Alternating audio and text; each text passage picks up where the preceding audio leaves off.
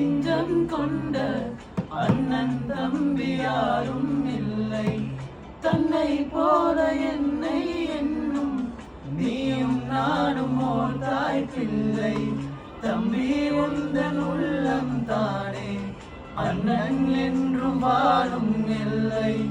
ஒன்றாய் காணும் வானம் என்றும் இரண்டாய் மாற நியாயம் இல்லை. கண்ணோடுதான் உன் கண்ணம், நெஞ்சோடுதான் உன் எண்ணம்.